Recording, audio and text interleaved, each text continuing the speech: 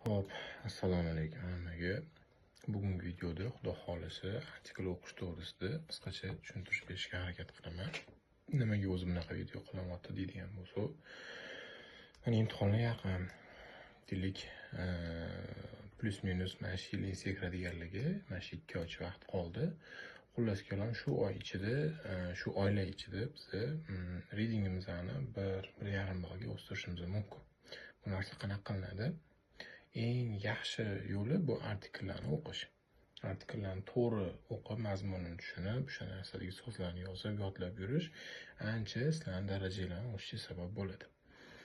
Endi bu narsalar qachon yordam beradi? Qachonki mana shu kandidatlar o'zi IELTSdagi masalan reading yo'nalishida savollarga qanaqa to'g'ri javob berishi to'liq tushungan paytida. Endi hop, nimaga o'zi mana bunaqa narsa bor. Haqiqatda ingliz tilini normaliy biladigan o'qituvchilar so'raladigan bo'lsa, ilija qanaqa qilib haqiqatda o'stirish mumkin deb so'raladigan bo'lsa, ko'plar aytadi artikl o'qigan deydi. O'quvchilar qiladi bu narsani, lekin qanchadir muddatdan keyin o'qiyotganda baribir o'zgarish, ilija o'sish sezmaydi.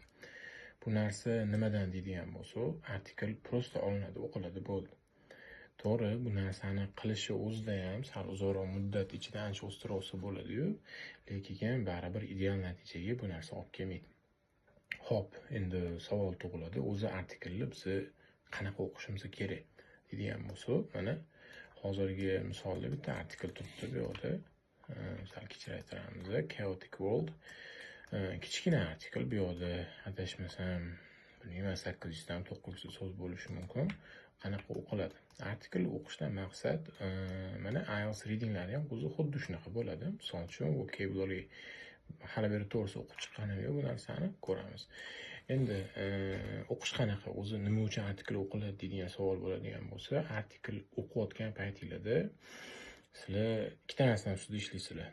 Birinchisi bu mana shu o'qilayotganda mazmunni tez tushunish. Ya'ni haqiqatda nima haqida gap ketyapti?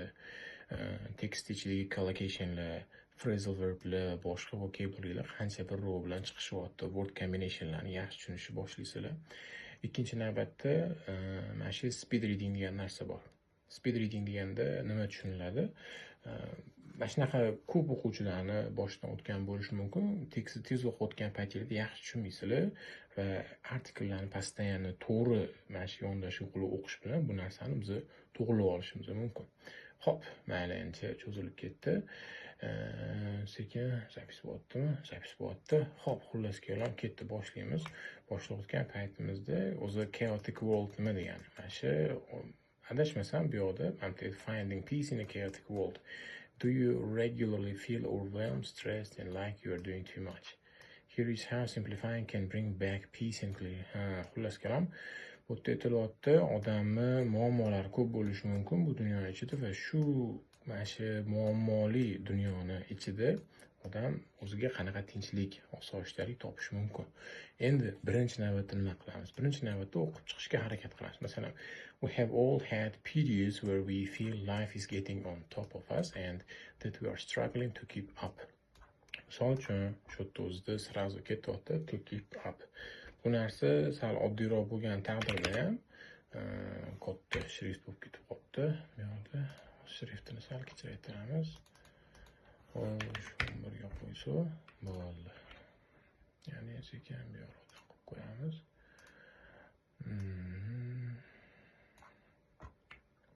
Ketdi.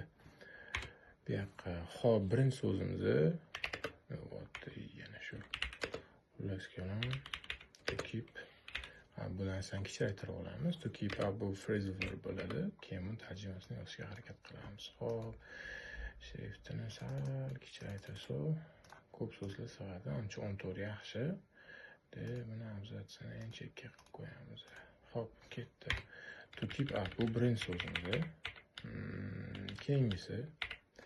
Hop, kengisini o'qishni davom etamiz. Masalan, whether it's health, work, money or family, there are so many demands on you and the stress can get too much. Do you feel enjoy is being sucked out of life?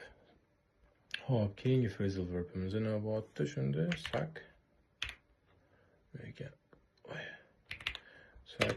suck out bo'ldi.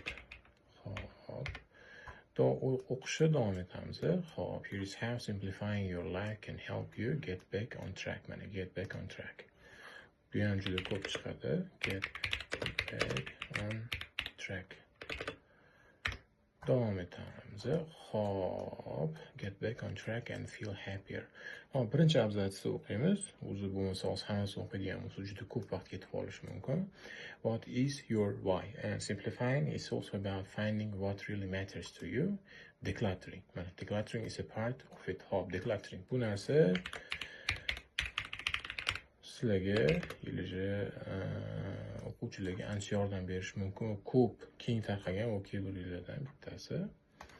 Xo'sh,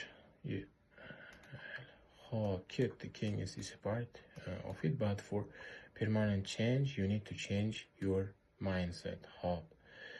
Kit, several recent studies have shown a link between depression and physical and mental clutter. Clutter. Mana juda muhim so'z. Clutter. To'g'risi men ham so'z bilmayman nimaligini. I started simplifying my life after several tough years of family ill health and bereavement. Bereavement. Примерно nimaligini tushunyapman-u.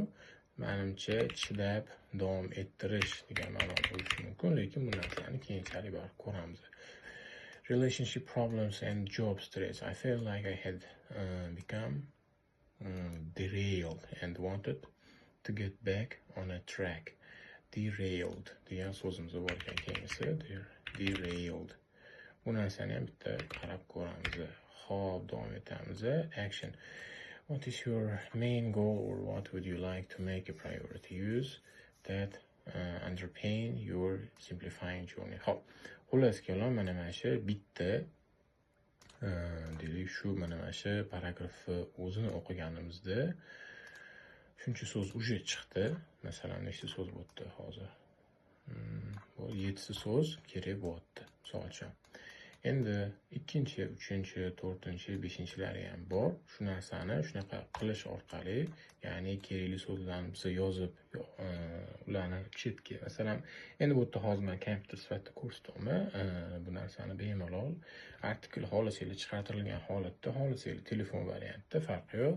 O'shani keyin o'qib, o'zingizlar отдельно daftaringizga yozib, keyinchalik tarjimalarni qilib, anaqa qilish kerak. Hammasini yodlash qiyin bo'lishi mumkin, lekin shu narsani 30-40% yodlagan taqdiringizda ham, deylik 2 oy davomida kuniga 2 ta artikl o'qigan holatingizda ham уже ancha 100 tacha artikl bemalol yig'ilib qoladi. 100 ta artikldan ancha so'z boyligilarni plus haqiqatda IELTSda imенно readingga yetishinglar, listeninginglar oson bo'lishi uchun undan tashqari masalan writinglarni o'z shahrida gapirmasa ham bo'ladi. Hop, endi bu faqatgina vocabulary tomonidan, masalan, davom ettirib o'zingizlar uchun grammar structurelarni olishingiz mumkin. Endi grammar structurelar qanaqa bo'ladi? Mana shu yerda o'zingizlar ko'plar biladi, sentence structurelar bor, simple sentencelar bor. Bundan tashqari complex compoundlar bor, complex compound sentence structurelar bor. O'shalarni tekst o'zida qanaqa ishlayotganligini yaxshi tushunib olishimiz mumkin bo'ladi bu narsa bilan. Endi bu ham bordi. Mayli. Xullas kalom. Ana endi biz so'zlarni oldik. Nima qilamiz? Endigi qiladigan ishimizda, misol uchun, hop, buni sal kengaytiramiz. Davomiga mana qo'yamiz. Mana qo'yamiz keyin. Hop. Ketdi. Mana so'zlarni sekin tarjima qilish. Oxford Dictionary'dan ishlatamiz yoki masalan, vocabulary'dan ishlatsanglar bo'ladi. Word definition requestlarga kiramiz. Hop, to keep up ketdi. Mana shuni olamiz. To keep up definition. Hop, ketdi. Mana shuni qo'yib qo'ysanglar ham bo'ladi. Definition. Hop, ketdi. Qani nima berar ekan? To keep up deganda birinchi navbatda shu phrasal verb deyilyapti. Pastda misollar bilan beriladi. To move at the same speed as someone or something. Example, he walks so far that I can barely keep up with him. Ya'ni yetib olish degan tarjimasi bor bu yerda. Xohlasanglar aytishinglar mumkin. Masalan, include translation of Translation of masalan Uzbek yokida Russian kimga qanaqa bo'lsa. Xo'p, ketdi anaqa tugay phrasal verb. Harakat qilish mana shu narsalarni beryapti. Kimga qanaqa qulay bo'ladigan bo'lsa, o'sha narsani beradi. Xo'p, ketdi davomini qilamiz. To keep up. Undan keyingisi suck out degan so'z ekan. Bu narsani ketdi tekshirib ko'ramiz. Yozamiz. Definition with solcha Uzbek translation bo'lishi mumkin. Ketdi, uni ham beramiz. Buni ham chiqazib beramiz. Yana shu phrasal verb. Phrasal verblar undan tashqari speaking ham juda muhim bo'ladi.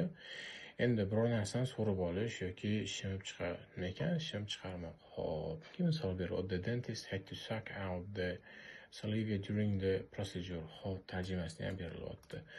Shu narsani qilish va deylik, mana mashlarni, tarjimalarni bu yoqqa yozib qo'yish bilan biz nima qilamiz keyinchalik? Ancha birinchi navbatda so'z boyligimiz oshadi, ikkinchi navbatda shu ishni muntazam qilib borish bilan biz haqiqatda ingliz tili darajamizni oshirishimiz mumkin. Agarda prosta tak artikellarni o'qib ketadigan bo'lsanglar, bu narsa juda uzoq vaqt olishni boshlaydi. Endi mana shu narsani qo'shish esdan chiqibdi. Bitta narsaga ishonmanglar, to что IELTSda deylik readingga 40 dan 40 ta yetish uchun, yoki как minimum masalan 8 yetish uchun, 7 dan baland yetish uchun sizlarda o'zi tekstda tushunchasi baland bo'lishi kerak. Nima bu narsani aytayapman? Shunaqa holatlar bo'ladi. Qaysidir savol turini yetishi sizlar YouTube'da ko'rgan bo'lishingiz mumkin. Kodda qilib sabnayollarga yozib qo'yiladi. Mana shu texnikani ishlatsang, sen 100 dan 100, 40 dan 40 olasan. Yo'q, bunaqa narsa bu yolg'on. IELTS bu shablonni test emas. To'g'ri, sizlarga texnikalar nimaga yordam berishi mumkin? Texnik ikkita narsaga yordam beradi. Birinchi yordam beradigan narsasi bu vaqt tejash. Vaqt tejash nimaga? Mana shu texnikalarni ishlatsanglar, o'zi YouTube'da ham ko'p joylarda ko'rgan bo'lishingiz mumkin, o'zi boshqa o'qituvchilarda test savollar qayerdan va test topish mumkinligini o'rgatadi. Lekin savolda nima so'zni qo'yish kerakligi, ilojli tekstni mazmuni nima, savolni to'g'ri tushunyapman degan savollarga javob bu non IELTS materiallarni o'qish, shu IELTS ga yaqin bo'lgan va o'shalarni tarjima qilish bilan bo'ladi. Xo'p, endi bu holatda samasa bu eng yaqin artikel. Ko'plar so'raydi, kitob o'qish kerak. Kitob uzoq muddatga zo'r natija beradi. Haqiqatda kitob o'qib yuraveringlar, lekin qisqa muddatda biz yaxshi natijaga chiqishimiz kerak deyiladigan bo'lsa, unda eng yaxshi yo'l baribir artikel, chunki artikellar baribir IELTSdagi passagelarga juda yaqin hisoblanadi. Xo'p, hammaga rahmat.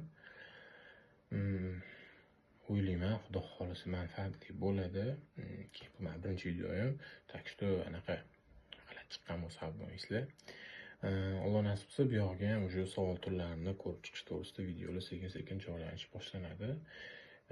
Keyin eng oxirgi gapdan bittasi, o'zingiz uchun challenge qilinglar. Qanaqa challenge? Mana shu narsani nima bo'lishidan qat'iy nazar, men 50 ta artikel topaman yoki 100 ta artikel topaman. Shu narsani 2 oy davomida men tishimga qo'yib qilaman. Qarang, ishoninglar, masalan, xohlasanglar mana 60 kun vaqtingiz bor. 60 kun vaqtingiz bor ekzamengacha. 50 kun sizlar 2-3 ta artikelni o'qinglar, zo'r tarjima qilinglar va o'sha narsani постоянно qilinglar. Consistency is the key degan narsa bor-da. Xo'p, keyin oxirgi 10 kunda shu Cambridge o'zini yechish yokida mana shu IELTS ga eng yaqin bo'lgan materiallarni olib yetish bilan savol turlariga yaxshi yetish texnikalariga tez tushib olasizlar, vaqtga tushib olasizlar. Bu yoqda ham savol turini yaxshi tushunib yetishyapsizlar va undan tashqari comprehension juda kuchayib ketib qolgan. Ancha o'sashlar Alloh nasib qilsa. Xo'p, hammaga xayr. Artikel o'qinglar. Hop, assalomu alaykum hammaga. Bugungi videoda Xudo